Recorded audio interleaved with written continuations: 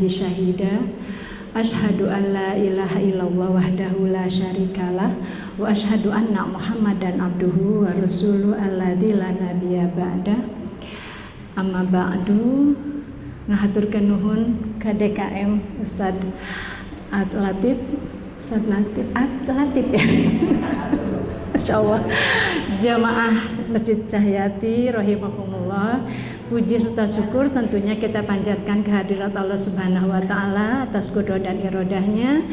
Kita dapat hadir di majelis mubarakah ini dalam rangka thalabul ilmi, tentunya bahwa tidak semua orang dapat menyempatkan diri untuk senantiasa cinta akan ilmu. Semoga dengan ayunan langkah kita ke majelis ilmu ini senantiasa menjadi catatan amalan solihan muttaqabbalan dan juga menjadi penghapus dosa dari apa yang sudah kita lakukan, dan yakin bahwa ini adalah jalan untuk mudah menuju surga. Yakin Bu? Amin, tarik. Alhamdulillah. Ibu-ibu, dengan tidak mengurangi rasa hormat, saya akan langsung saja kepada materi karena memang waktu juga hanya 60 menit ya. Ya, 1 jam. Mudah-mudahan kita sampai 1 jam ini dengan materi yang sudah saya rencanakan. Mungkin dalam flyer juga sudah ibu-ibu ketahui, yaitu hakikat hidup. Ya, Ibu. Barangkali ada yang bisa menyampaikan, Bu, apa hakikat itu? Ibu-ibu Sumedang mah tawadu. Ya. Saya yakin semua tahu bahwa hakikat itu adalah fakta yang sesungguhnya. Hakikat itu adalah fakta yang sesungguhnya. Kalau hidup apa, Bu? Ibu sekarang hidup ya Bu ya. Oke. Apa yang Ibu dapat pahami dengan hidup itu apa? Mudahnya kebalikan dari mati. Ya Bu ya. Oke. Hidup itu adalah bersatunya ruh dengan jasad, ditandai dengan adanya gerak, rasa, dan kesadaran. Itu adalah hidup.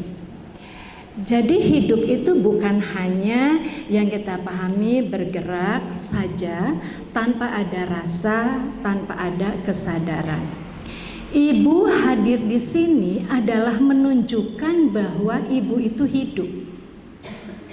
Ya Bu ya, pamit hidup di dia naon. Ya. Artinya ibu bergerak dari rumah dengan kesadaran, dengan rasa ingin thalabul ilmu, kemudian juga ada kesadaran bahwa ilmu itu adalah penting, sehingga ibu bergerak dari rumah sampai di majelis ini. Artinya ada kehidupan di sini.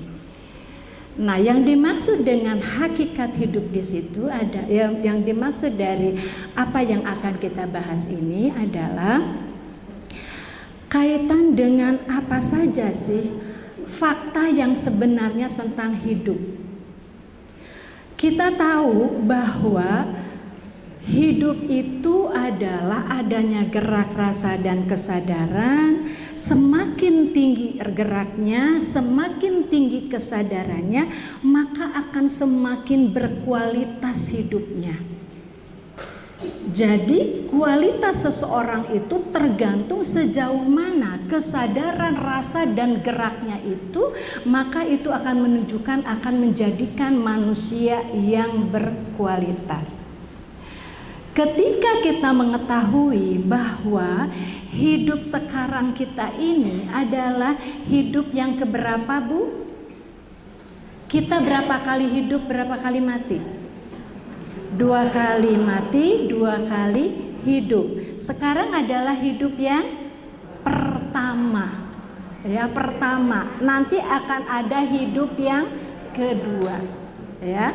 Nah, hidup yang pertama ini, adanya gerak, rasa, dan kesadarannya ini perlu kita pahami bahwa bagaimana kita menyikapi hidup yang namanya di dalam Al-Quran surat Al-Anbiya, ibu-ibu sudah ketahui ayat 35, A'udzubillahi minasyaitonirrajim, kullun nafsin dha'iqatul maut. Setiap diri pasti akan merasakan mati. Sekarang kita hidup, nanti akan merasakan mati. Seperti itu ya Bu ya. Nah, hakikat hidup pada prinsipnya yang akan kita bahas pada hari ini adalah ada 3 hal. Yang pertama, hakikat hidup adalah perjalanan. Hakikat hidup dan perjalanan sebagaimana di dalam surat Al-Mu'min ayat 39, ya qaumi innama hadhil hayatud dunya mata'un. Wahai kaumku, sesungguhnya kehidupan dunia itu hanyalah kesenangan sementara. Wa innal akhirata hiya darul qaror. Dan sesungguhnya akhirat itulah negeri yang akan kekal. Nah, kaitan dengan ayat ini menunjukkan bahwa hidup di dunia ini, kesenangan di dunia ini Allah nyatakan hanyalah sementara. Kalau demikian, apa yang harus kita lakukan? Jangan tertipu dengan kesenangan dunia. Boleh jadi ibu diberikan amanah lebih hartanya. Boleh jadi ibu diberikan kesehatan yang prima. Boleh jadi ibu mempunyai kedudukan yang baik. Itu semua adalah kesenangan dunia yang dikejar oleh manusia. Tetapi jangan sampai tertipu. Mengapa demikian? Walal akhiratu khairul laka minal ula. Bahwa kehidupan akhirat itu adalah lebih baik. Maka harus ada kesungguhan bagaimana kita mempersiapkan akhirat nanti. Tapi persoalannya adalah sejauh mana kita yakin bahwa akhirat itu ada dan kekal. Nah, ini yang perlu kita perhatikan, yang perlu kita tanyakan pada diri kita sendiri, bahwa kita yakin bahwa kita akan merasakan mati. Walikuli umatin ajal, pasti akan menemui ajalnya. Tapi apakah ketika dibacakan ayat tentang kematian bergetarkah hati kita atau tidak? Mengapa?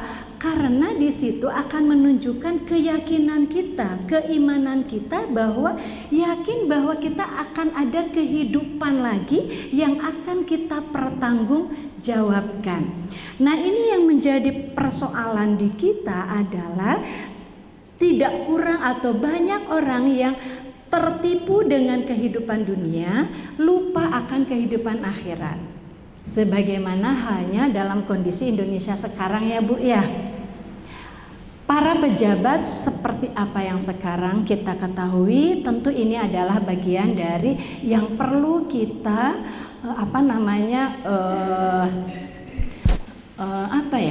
perlu kita perhatikan, perlu kita pikirkan, perlu peryogi dilenyepan gitu. Apa sih yang mereka cari? Apa sih yang kita cari hidup di dunia ini? Nah, karena kehidupan ini adalah sementara, kesenangan sementara akan ada pertanggungjawaban. Di dalam surat Al-Mu'min ayat 40 dikatakan man amila sayyi'at fala yujza illa mithlaha. Jika seseorang melakukan satu perbuatan yang buruk atau dosa, maka baginya akan dibalas dengan seperti apa yang dilakukannya. Waman amila solihan min dzakarin aw untha, barang siapa yang beramal soleh baik laki-laki atau perempuan, wahuwa mu'minun, dan dia dalam keadaan beriman. Catatannya adalah beramal soleh dengan dasar keimanan. Faulaika yadkhuluna jannah, maka baginya akan masuk surga, maka baginya bagiannya di surga. Yurzaquna fiha bighairi hisab, dan Allah akan memberikan rizki yang tidak terhingga. Ini menunjukkan bahwa Allah menyampaikan kehidupan nanti itu akan ada pertanggungjawaban. Betapa maha adilnya Allah, ketika kita berbuat kesalahan atau dosa satu, maka akan diganjar satu. Tapi jika kita melakukan kebaikan, amal soleh dengan dasar iman, itu akan ada hadiahnya surga. Tentu surga ini adalah bagian yang sangat kita harapkan. Adakah yang tidak ingin masuk surga, Bu? Tidak ada. Kalaupun mungkin akan ada masanya kita ketika kita yakin ingin masuk surga, tapi ketika kita beramal masih juga tidak begitu memperhatikan hal-hal yang membuat Allah melayakkan kita untuk masuk surga. Nah, di dalam hal ini tentu kita harus pahami bahwa ketika kita hidup ini adalah hanya kesenangan sementara, dan yakini bahwa akan ada masa akhir. Dari awal kita kehidupan akan sampai kepada ajalnya. Nah, di dalam hal ini Rasulullah pun menyampaikan bahwa sudah kita hafal bersama bahwa wal waznu yauma idzinil haq faman thaqulat mawazinuhu faulaika humul muflihun. Barang siapa yang timbangannya pada waktu itu, yaitu pada waktu yaumul mizan, maka siapa yang berat timbangan kebaikannya, maka itulah orang-orang yang beruntung. Nah, ketika kita merasakan bahwa atau kita meyakini bahwa ini adalah hidup sementara, bagaimana kita supaya termasuk kepada orang-orang yang beruntung? Dan sebaliknya, waman khaffat mawazinuhu faulaika ladzina khasyiru. Barang siapa yang ringan amal kebaikannya, maka sungguh dia rugi. Kemudian faulaika ladzina khasiru anfusahum bima kanu bi ayatina yadlimun, karena mengingkari ayat-ayat Allah. Nah, di dalam hal ini tentu saya ingin mengingatkan saja bahwa ketika Allah menyatakan hidup ini adalah kesenangan sementara, maka apa yang harus kita sikapi dari kehidupan kita yang sementara ini, yang sebentar ini. Dan Rasulullah menyatakan bahwa hidup ini hanyalah sesaat. Mengapa dikatakan sesaat? Hanya kita punya hari ini saja. Di dalam sebuah hadis dikatakan bahwa Rasulullah bersabda, mali wali dunia. Apa artinya dunia bagiku? Ma'ana wa dunia. Apa urusanku dengan dunia? Rasulullah menyampaikan itu. Apa artinya dunia bagiku dan apa urusan dunia bagiku? Maka Rasulullah menyampaikan, innama mathali wa mathalu dunya kamathali raqibin dhalla tahta sajaratin tsumma raha wa tarakaha.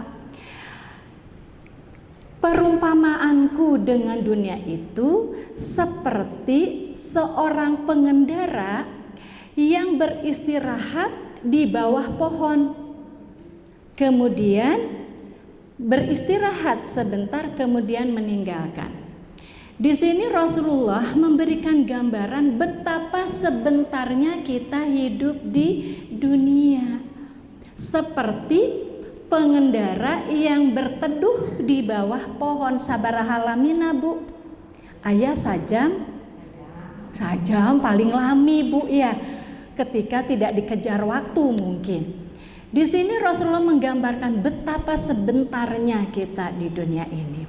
Nah, dari situ tentu kita bisa memberikan gambaran ibu nalika ibu masih anom, anak-anak masih kecil, atau ketika ibu awal menikah lah, kemudian punya anak-anak bayi. Kayaknya usia-usia ini adalah usia-usia lansia ya, Bu, ya. Masa keemasan kedua. Terus garaduh incu ya, Bu, ya. Oke, garaduh incu. Ibu suka merasakan nggak asa cikeneh budak teh ayeuna tos anakan nyaeta incu teh ya.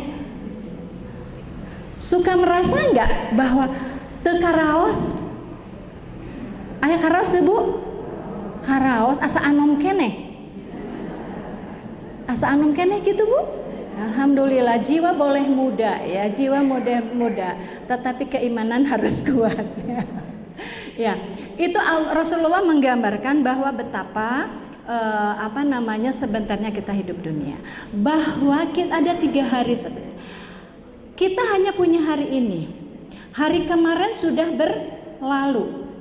Kita tidak harus menyesali berlarut-larut dengan apa yang sudah terjadi kemarin karena moal uwih deui. Apa yang harus kita lakukan adalah mengevaluasi apa yang sudah kita lakukan. Itu sudah berlalu, teu kenging larut. Duh mendingan raos seueur dosa basa eta teh sudah.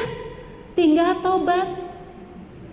Hanya kita punya hari ini.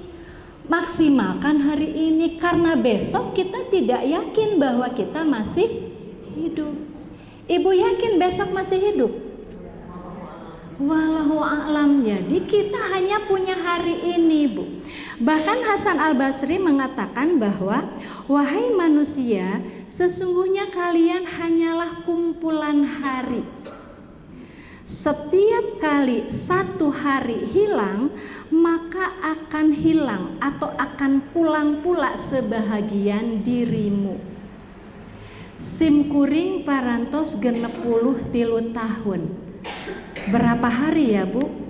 Kali sekian.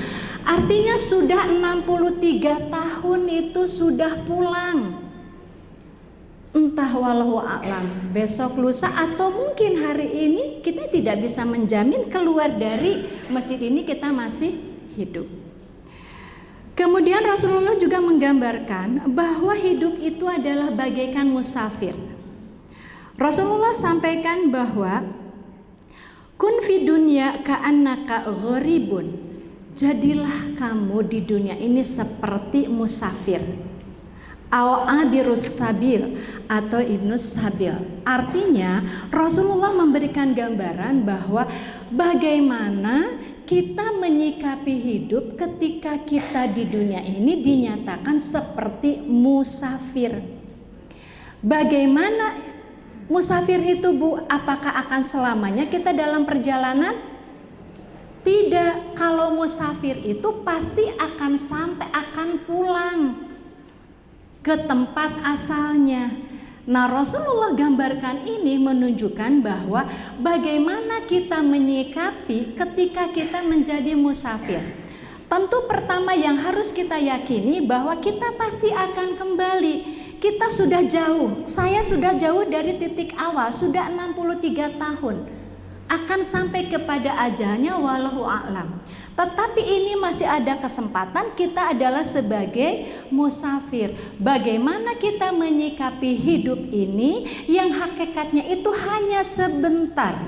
Sebuah perjalanan yang akan sampai kepada tujuannya dengan selamat. Tujuan kita apa Bu?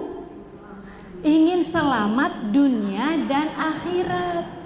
Nah, selamat dunia tentu ini akan beragam. Kebahagiaan dunia itu akan beragam. Kalaupun ada persamaan dari kaitan zuyina linnasnya. Tetapi tentu kebahagiaan tidak ditentukan oleh apa yang kita inginkan saja. Tetapi bagaimana kita menyikapi apa yang sudah Allah tentukan.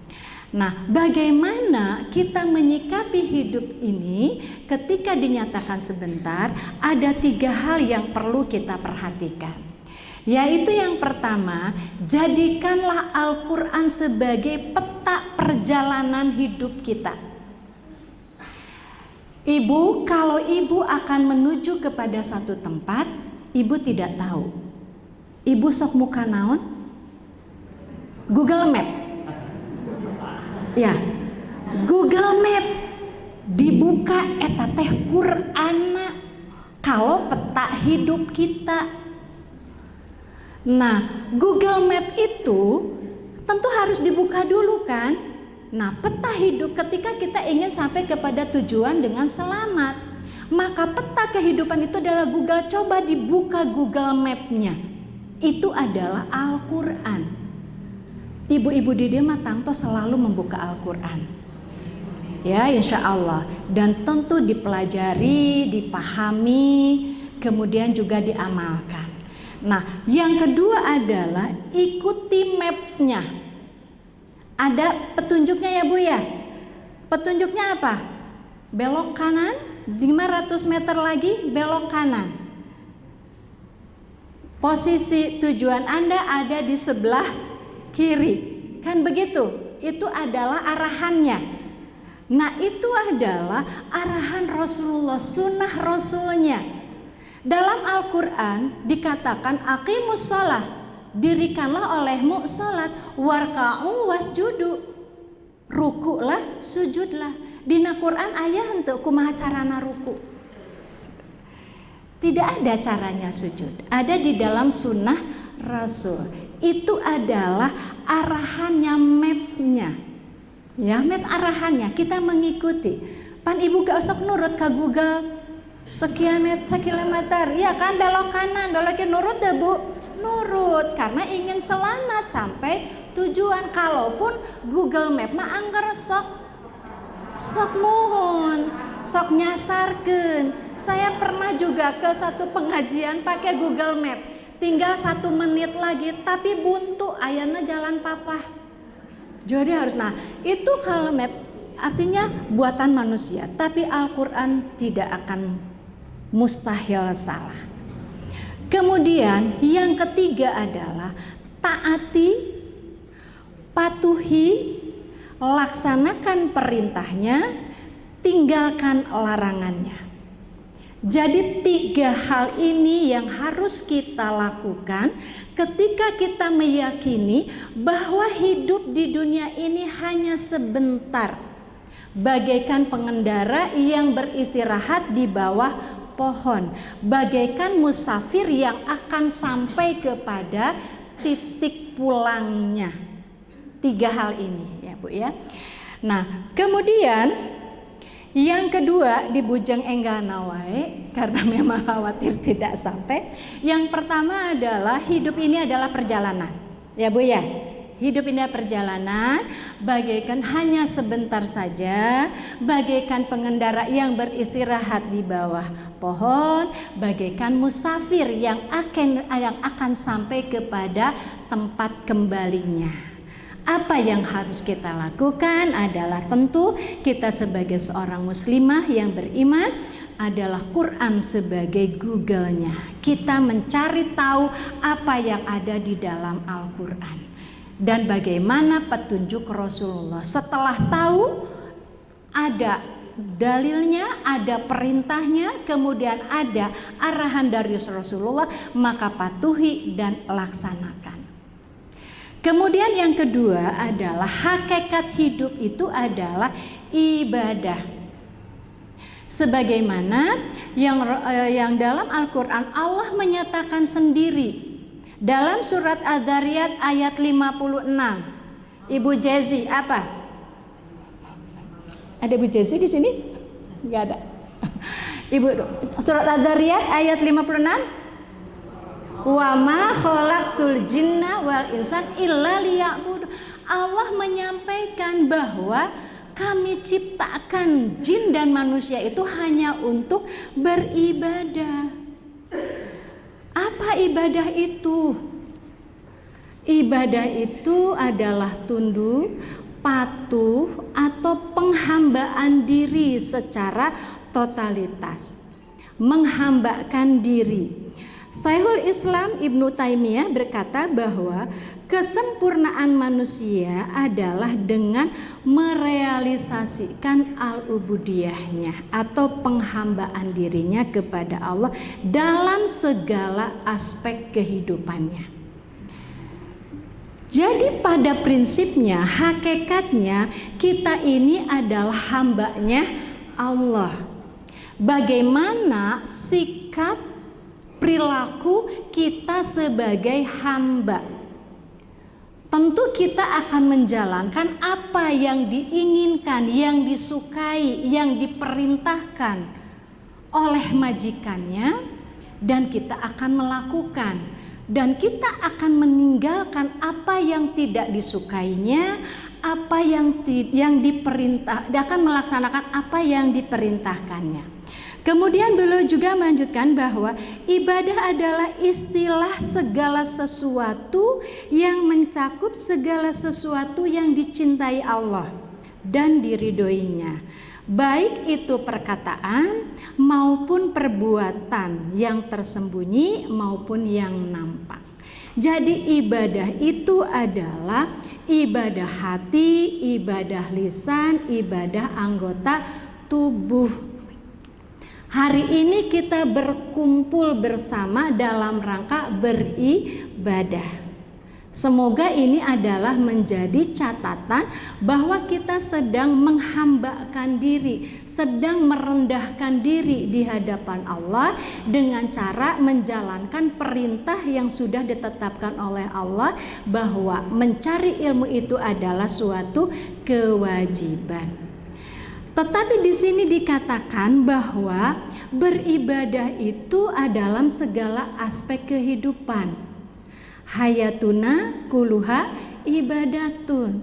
Bahwa hidup kita itu hanya untuk beribadah. Nah, bagaimana kita merealisasikan bahwa hidup itu adalah beribadah sampai dengan wa'bud rabbaka hatta ya'tiyakal yakin, sampai dengan ajalnya.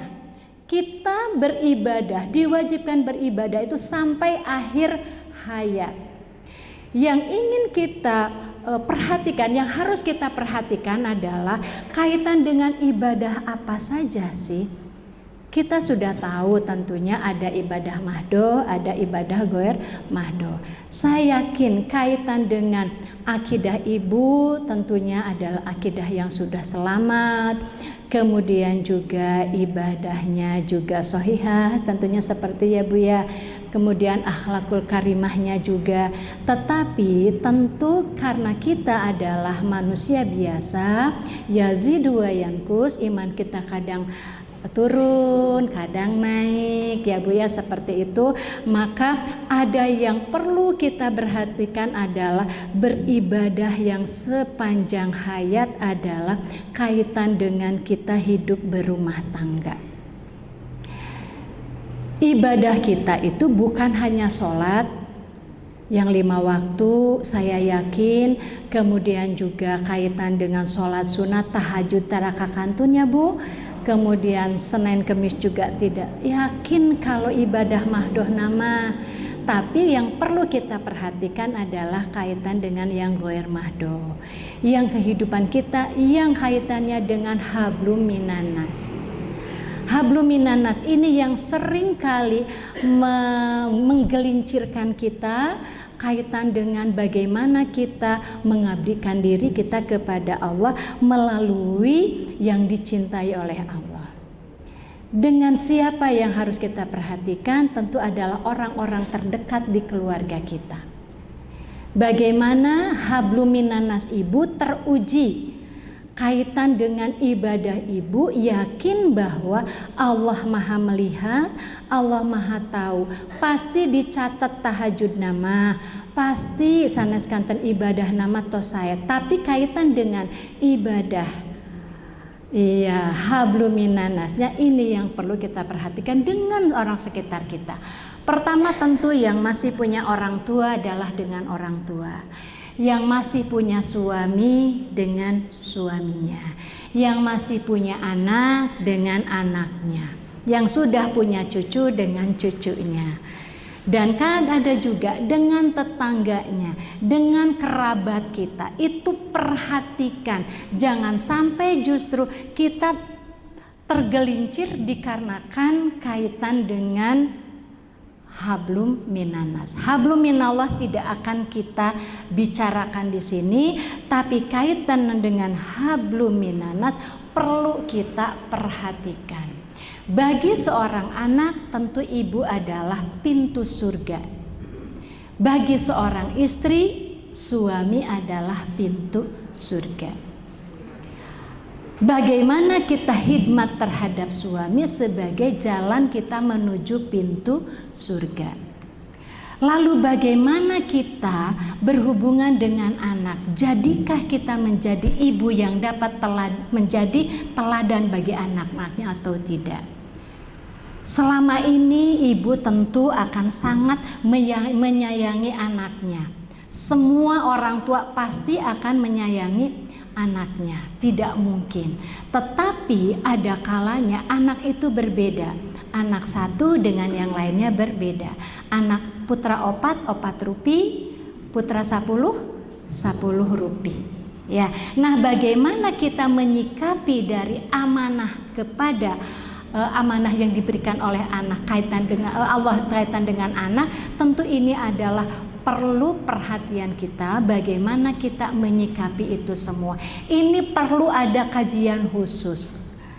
Bagaimana menjadi istri yang soleh, bagaimana khidmat kepada suami. Ini kajiannya kajian khusus. Ini harus tema khusus. Saya hanya ingin mengingatkan garis besarnya saja, kaitan dengan yang suka menggelincirkan kita, kaitan dengan keselamatan kita, apa yang kita inginkan. Ya Bu ya. Nah, dengan itu, dengan ibadah muamalah ini tentu kita harus mempunyai pakemnya. Apa yang harus kita perhatikan? Yaitu pertama adalah menjaga hati. Untuk supaya hablum minanas kita terjaga, ya, tidak menggelincirkan kita, maka hati kita yang harus dijaga.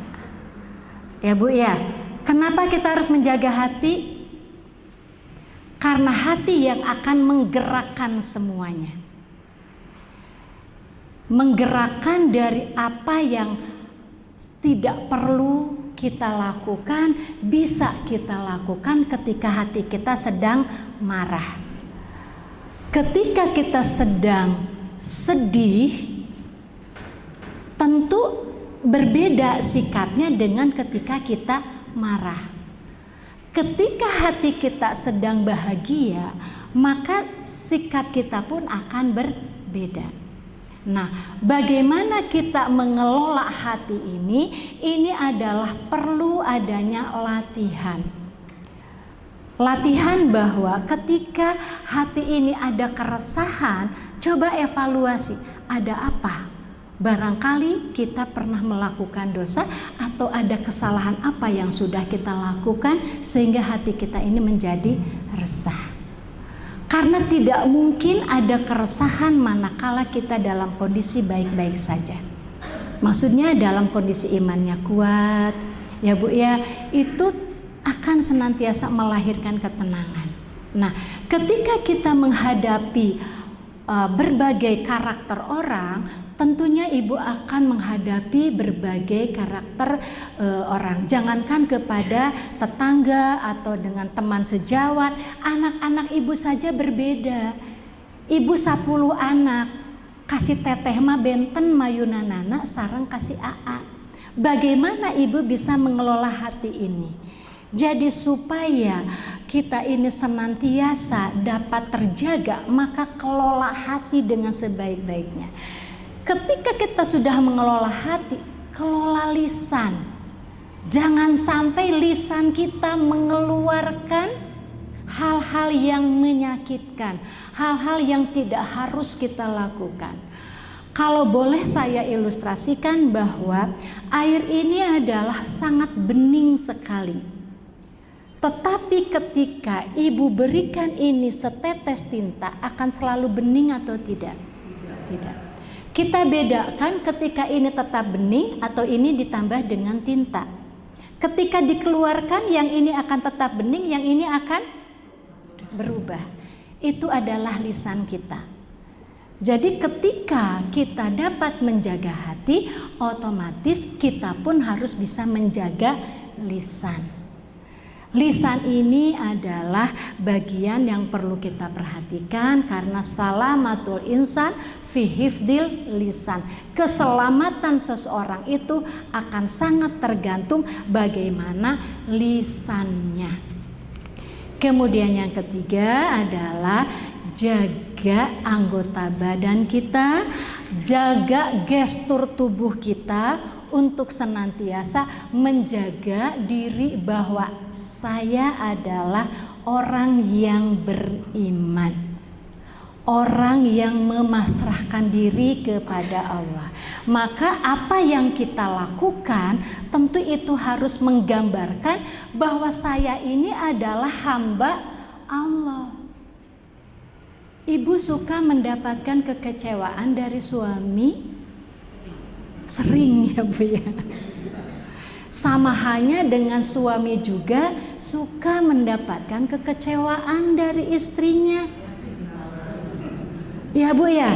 Nah, kira-kira sama enggak sikapnya ketika suami ibu sedang tidak baik-baik saja atau ibu sedang kecewa dengan suami? Sikap ibu dengan sikap suami yang kecewa oleh istrinya. Nu heboh mana Bu? Istrinya Bu, jujur ibu-ibu. Ya. Nah, di situ yang harus kita kelola. Kenapa kita harus mengelola hati, lisan dan gestur tubuh ini jangan sampai melahirkan, menggelincirkan kita ke neraka, karena kita kan sama, pingin ke surga kita ini. Ketika kita kecewa dengan suami, gambarkan bahwa suami ini adalah pintu surga kita. Suami kita tidak punya surga, yang punya surga adalah Allah, tapi suami adalah pintu surga kita. Iya, kita tahu Bu, Rasulullah menyampaikan banyak wanita penghuni neraka. Kenapa? Kufur kepada suaminya. Kenapa kufur kepada suaminya? Mengingkari nikmat-nikmat yang telah diberikan oleh suami. Suami sudah kurang gimana memberikan nafkah, kurang gimana melindungi kita. Satu waktu suami kita lincah lagi. Silahkan ya Bu ya, tuh katanya ada ibu matos tegadu caroge. Ya, tapi yang lain protes Bu. Ya, silahkan mau lincah lagi dan tidak ada. Kenapa ibu harus resah dengan suami lincah? Kalau suami lincah ya kita lincah kita berdua. Bukan lincah kepada istri yang lain. Jangan karena saya sudah tua, tidak Bu. Karena kita sama-sama tua.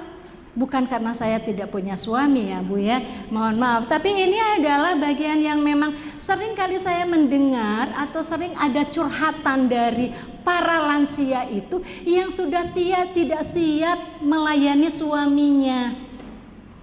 Nah, hal itu kan perlu hati yang legowo, perlu lisan yang baik untuk menyampaikan itu semua.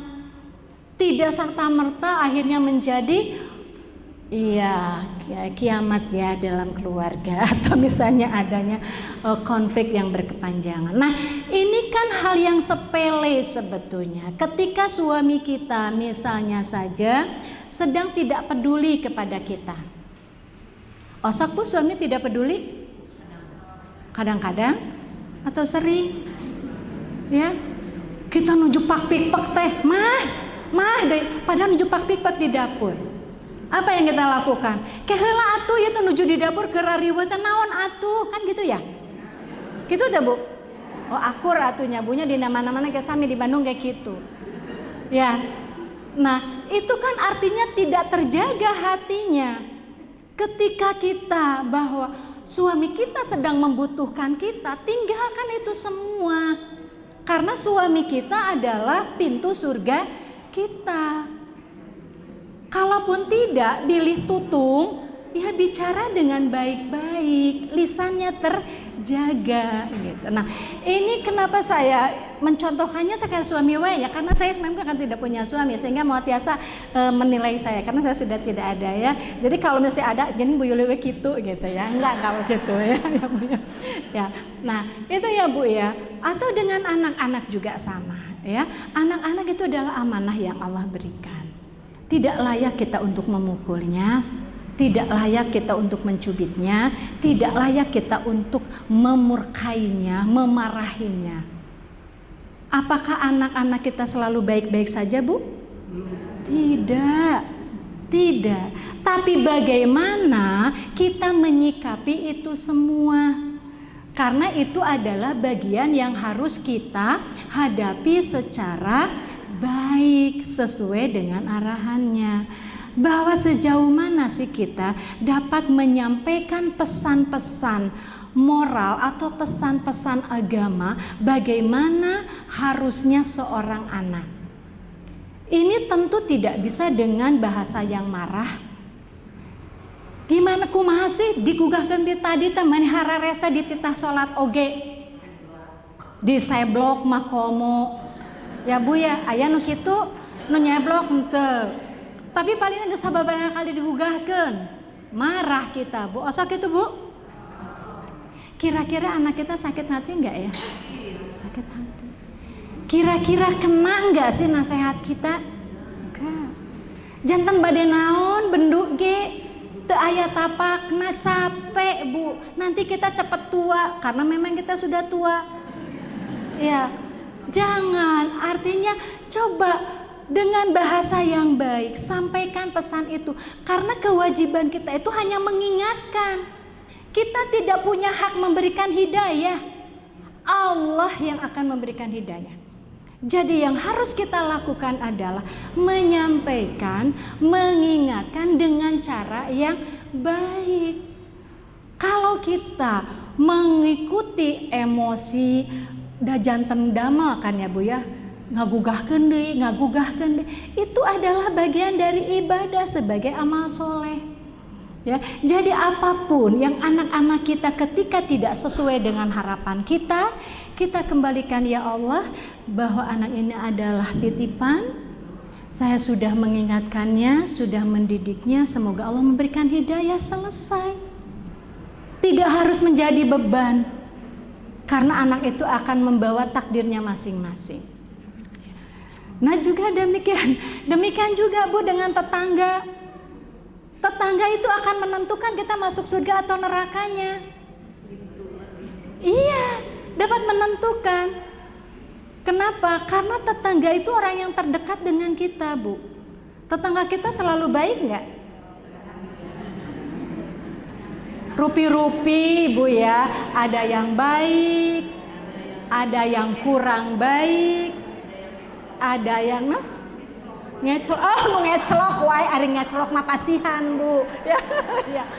Nah itu kan bagian dari ibadah Bu, ngecelok, tetangga ngecelok, bahasa ngecelok enak banget Bu ya, ngecelok ya, ya. Nah tidak bayar. Nah kan di dalam keterangan juga begitu, ketika ada yang meminta maka beri, walaupun dia memakai kendaraan, walaupun dia berkuda. Kan seperti itu. Ini tetangga kita, dia husnudzon bahwa kita bisa menolongnya, ngeclok sakali teu mayar. Tos wios dibebaskeun. Ngeclok deui nya Bu? Iya. Mayar teu? Teu mayar deui, bebaskeun. Iya. Kira-kira keuntungannya buat siapa?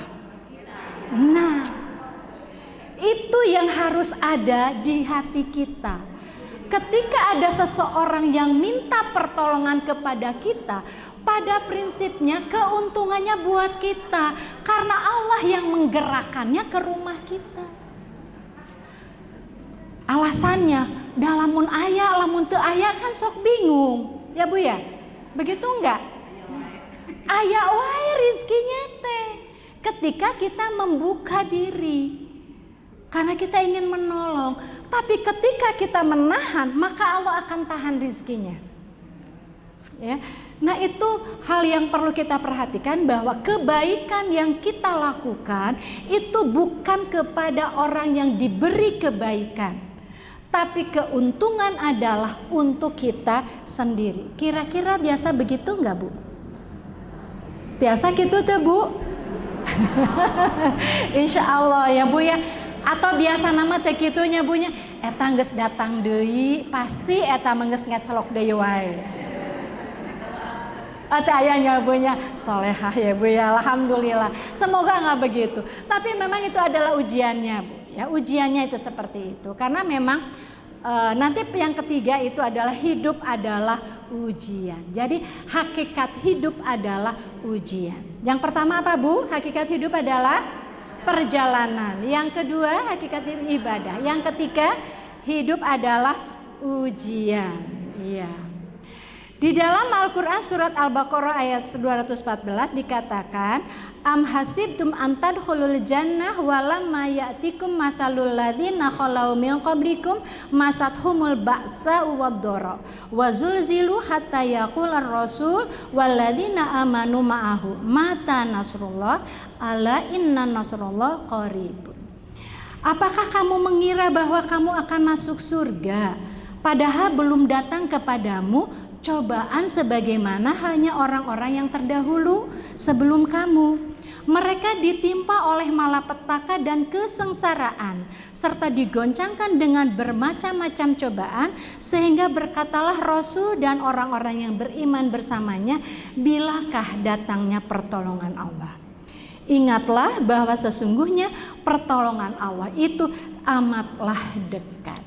Ini adalah gambaran bahwa ketika zaman Rasul pun beserta sahabatnya itu ada mata nasrullah, kapan pertolongan Allah. Saking ujian yang Allah berikan betapa beratnya.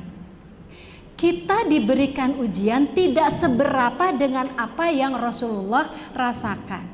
Rasulullah adalah orang yang terbaik. Bagaimana hidupnya, Bu? Penuh ujian? Sangat banyak ujian, ya.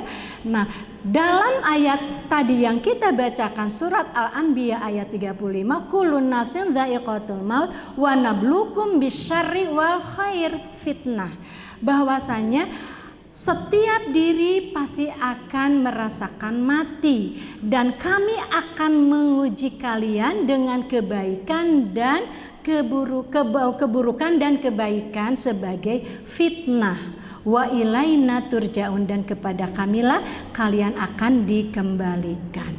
Nah, di sini menunjukkan bahwa kebaikan dan keburukan itu adalah bagian dari ujian yang Allah berikan. Kita tidak selamanya ada di dalam satu kondisi. Kadang kita suka, kadang kita duka.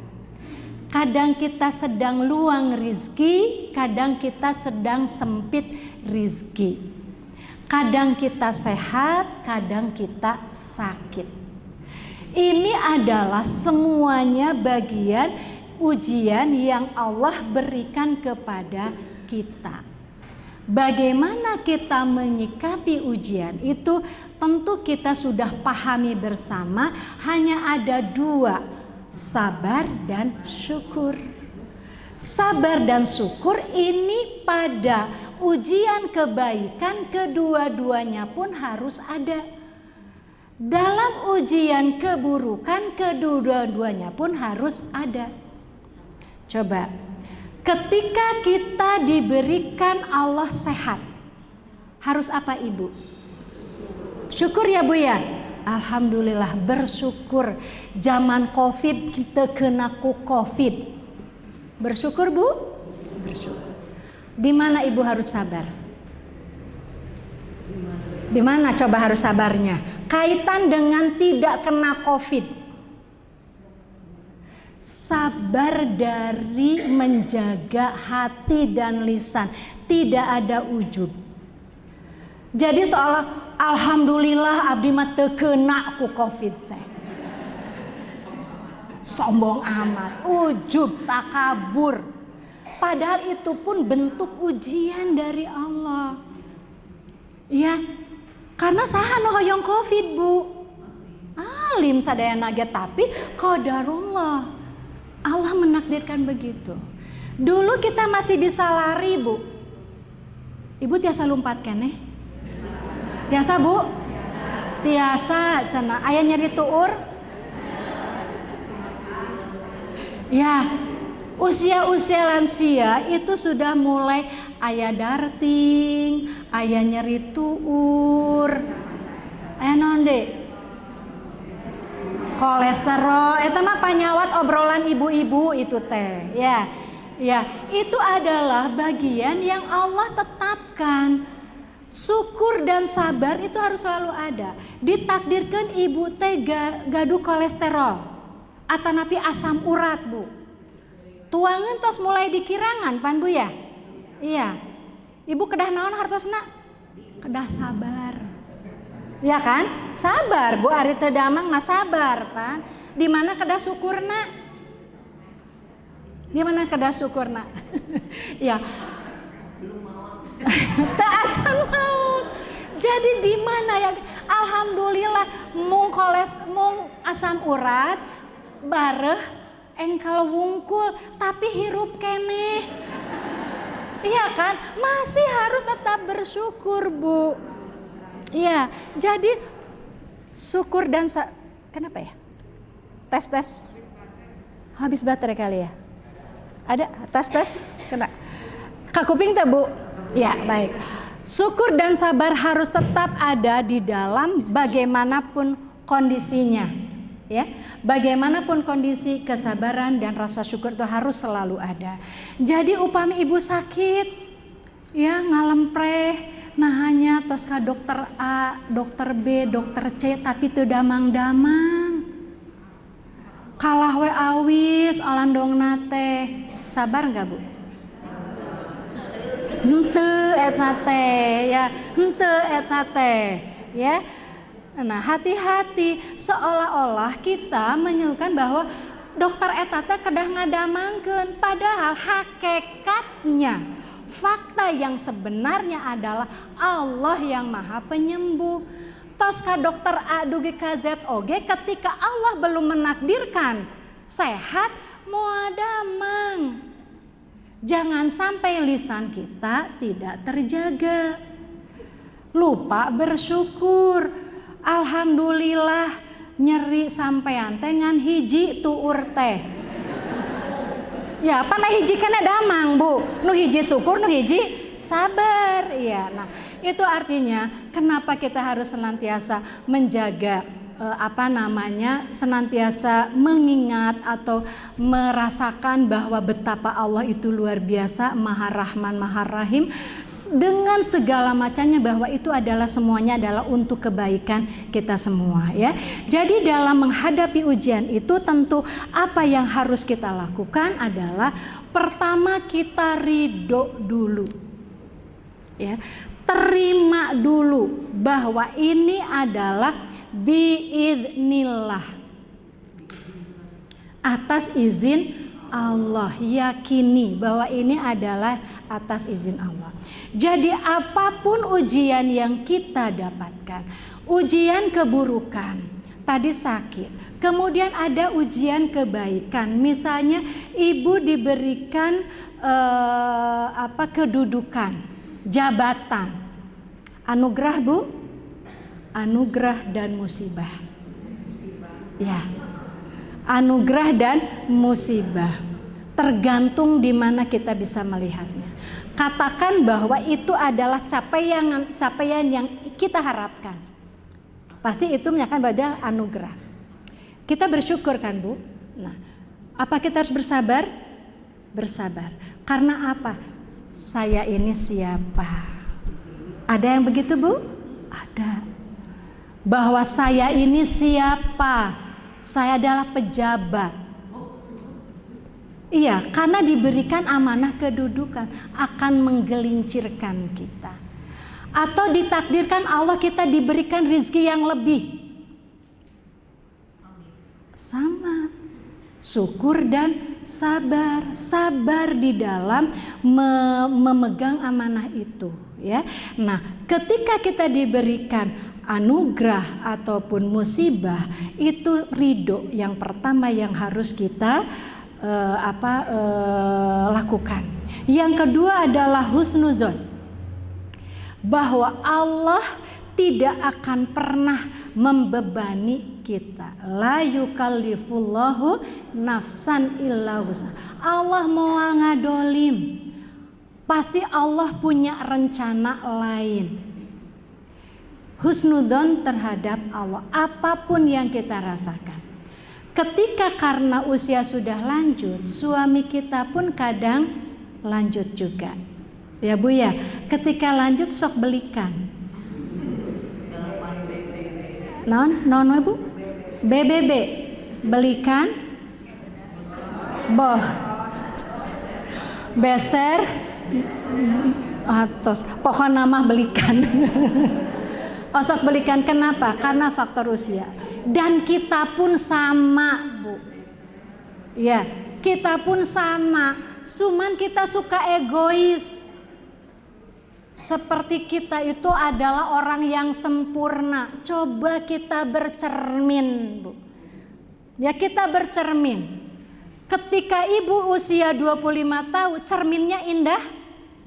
Indah. Lucu. 40 tahun masih lucu. Di atas 40 tahun, nah iya masalah kaca. Ya. Iya benten, ini mah pacana. Kadang suka berseloroh juga, nah hanya kaca tak yana bet kia da di ditu mah geulis gitu adi dia mah bet kia. Nah, kan cermin itu adalah bagian yang harus kita perlu evaluasi. Berapa yang sudah kita tinggalkan, itu jadi apa yang harus kita lakukan. Ketika Allah berikan ujian, terima, itu adalah bagian yang Allah punya rencana lain. Husnudzon terhadap Allah dan yakini bahwa Allah tidak akan pernah membebani kita.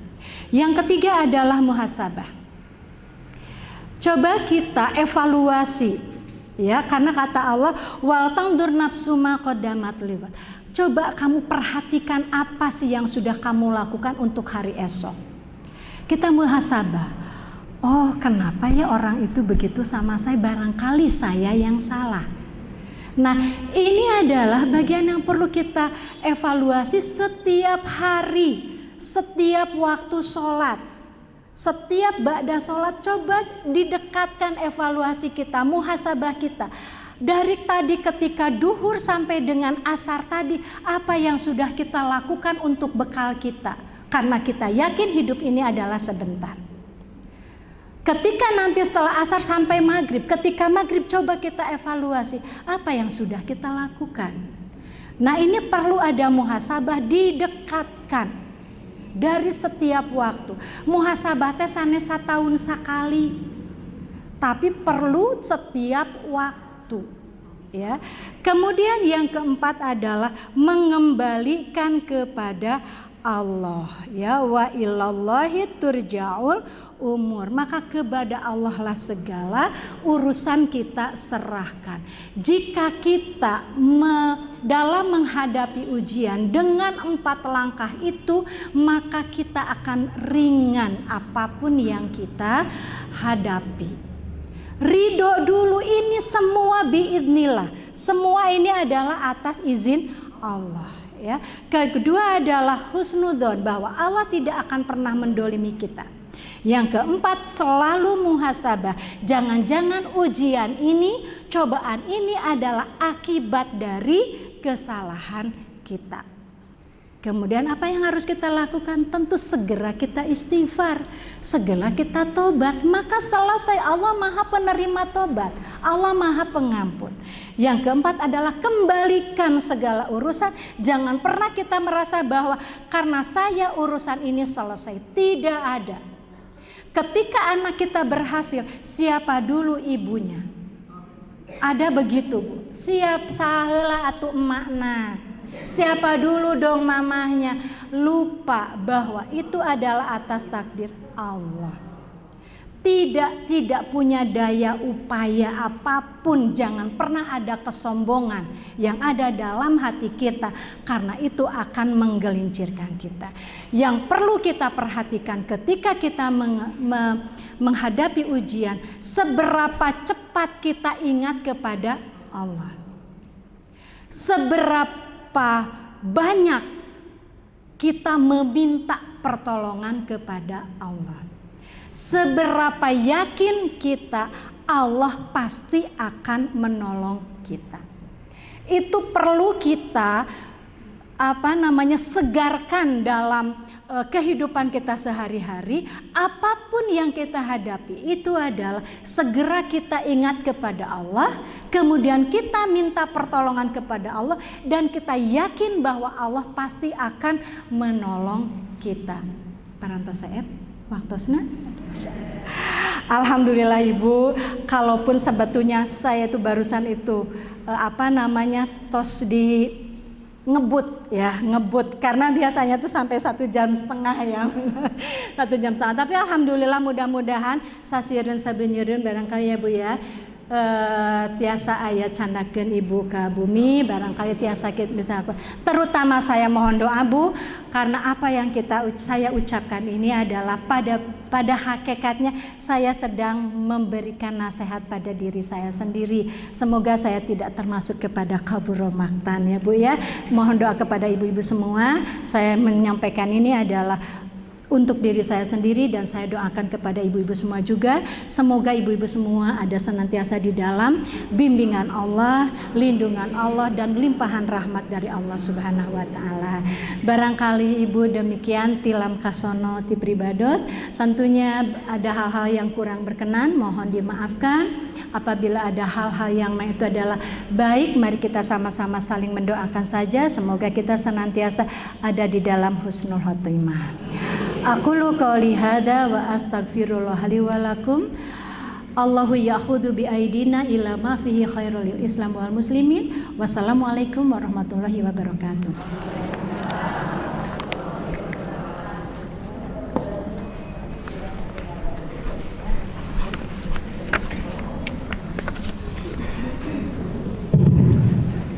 Masya Allah, ibu-ibu pasti betah kenenya. Spesial sama si goreng ya. Ibu-ibu kumaha sebenarnya pangitan si kuring atas nama ibu-ibu sadayana sareng jamaah ieu ngaturkeun kirim ka kamu jadi maiji mah turun dan terima kasih. Jajak terima kasih oleh ka Ustazah guru si kuring guru sadayana anu luar biasa. Di sela-sela kesibukan beliau bisa menyempatkan diri untuk bersilaturahmi dan memberikan tausiah atau tausiah untuk kita sekalian dengan gaya beliau yang luar biasa. Adem, nyecap, terus saya ngerti, tapi tausiahnya luar biasa. Terus itu si Puripan di depan kasetnya ngambil sama Pak Yus Anwar, luar jadi kecil, si Puripan ya. Kalau itu Pak kasetnya dari payung di main nanti. Jadi luar biasa. Simpul teh sangat nyawa HP itu tadi teh nunjuk nyatet naon buku beliau saya kos simpul di catatan pribadi marukan pan aya dalil wali bisyahidu al riba. Hendaklah ditabligkan lagi oleh orang-orang yang syahid di sana yang menyaksikan kepada orang yang galak iya aya gaib dari makhluk gaib hukum aya tapi tak aya dia gaib ditakdirkan tadi aya wali urang bermojok ayo kita hadir, aduh mau hadir teh, nyanyam gitu pasti teh, nyanyam luar biasa. Saya yang pisan, tapi bukan tanpa alasan tentu saja saudara-saudara kita, wali urang termasuk Bojo, kemudian pesan simpuling namanya, mundur oke kasadayana, sang egois, kalasan kemudian ketidakmang, mungkin doa sadayana, oke sadayana ketidakmang sang kemudian itu siapapun itu jamaah kita, saudara kita, siapapun itu keluarga kita yang hari ini oleh Allah sedang diuji dengan ujian sakit mungkin atau ada hal apapun, maka semoga diberikan kesabaran, kemudian kelancaran segala sesuatunya. Ibu-ibu rahimahullah, kemarin waktu panjang sakit itu kan biasa kali itu tidak kesempatan mananya. Mudah-mudahan sanes waktu setiap udah lagi kasep aja si kuring nyumping saya coba Umar dan Biani MAG udah yang di salah-salah kesempatan. Jangan saya itu pilihnya, sekali satu mohon kak kembali kok sadar Biani, damang alhamdulillah. oke ibu.